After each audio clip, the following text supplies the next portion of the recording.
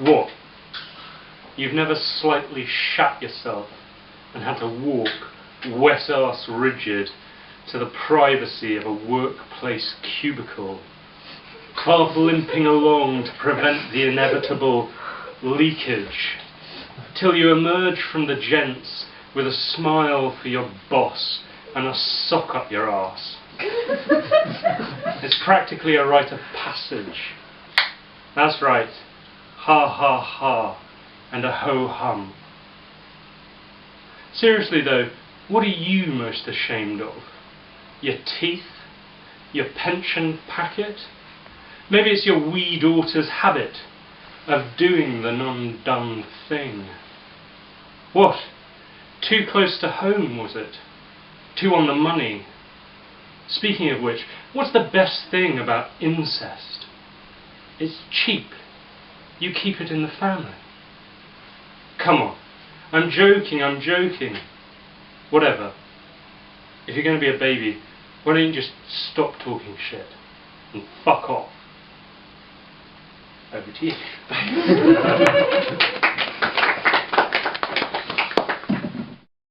Jean Beret observes the inlet. Roosting starlings watch the river continue its labour. Anglers draw their boats up onto the sand, erasing the hoofprints of cattle who retreat into the violet cedars. And as if they know they are alone, perch, rise up out of the dark, wake the inlet, and drive the water mad, grasping for damselfly, beetles, boatmen, mosquitoes, hawk moth and paper wasp. This water sport soundtracks the dusk, inestimable leaps into that other world through the fearsome belt of oxygen. All of us are capable of great change. You only have to watch the fish transform into dark birds swooping the surface at enormous speed to know.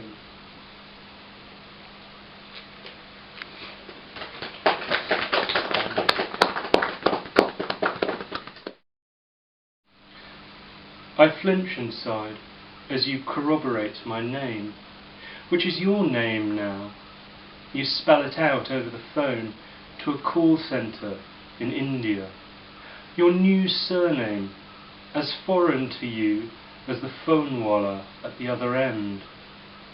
Though the name itself was born and bred in the Himalayas in Hindi, it's long been reformed into English, into the name you now pronounce in your own non-native North American. It's a name you'll freely admit you'd rather not have taken, but have taken all the same, exchanging one unchosen name for another, uncasting yourself as Kohanim. And yes, I was proud you agreed to bear my name, to belong to my skin, to share the cloth of my sister's maiden name. But now, as you get used to an alias, I recall my mother, who wouldn't disown her married name, but lived with it, assimilated, as my father's ex-wife, determined to keep the same last name as me. You begin again, DOEGAR, and I blush at the burden of our name.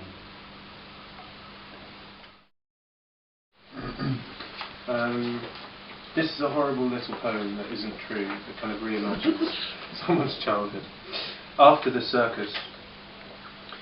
Freewheeling to the beach for green crab, packing hand-tied spools, bright orange thread, a net, a bucket. We passed a beige monkey, chained by the neck, defending himself against two local dogs.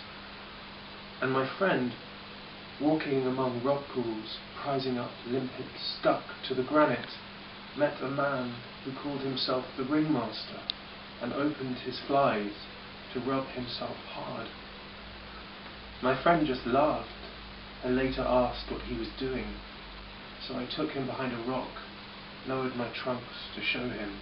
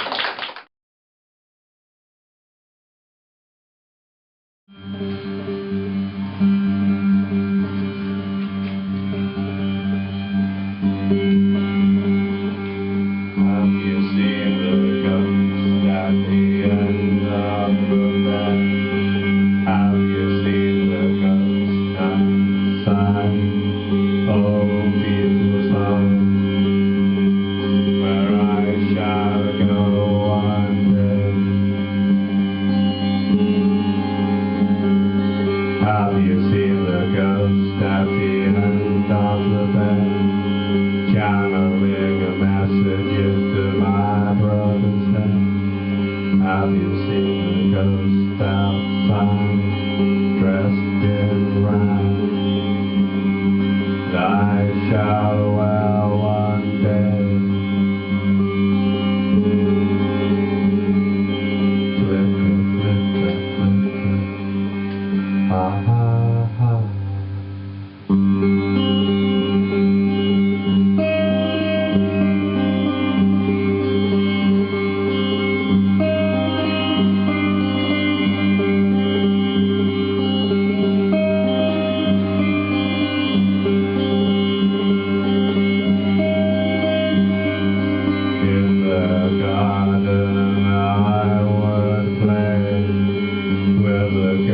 On a summer's day, ectoplasm grew on trees, spirits on a summer breeze, and your broom shall sweep you away, a severed hand shall guide your way.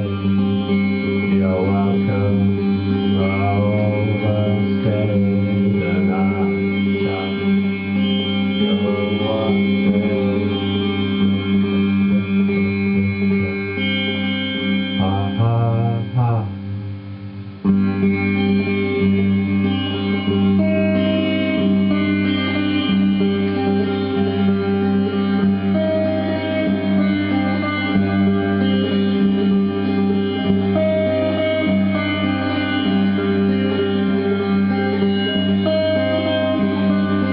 Have you seen the ghost at the end of the bed?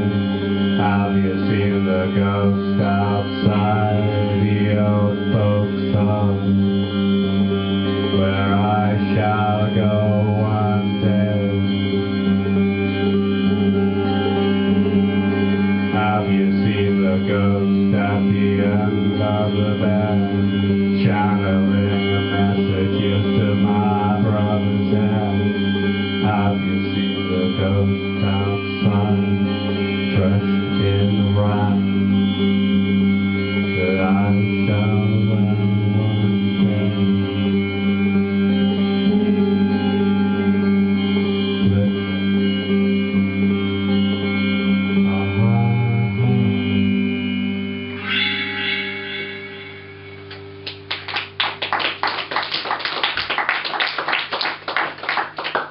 Thank you very much.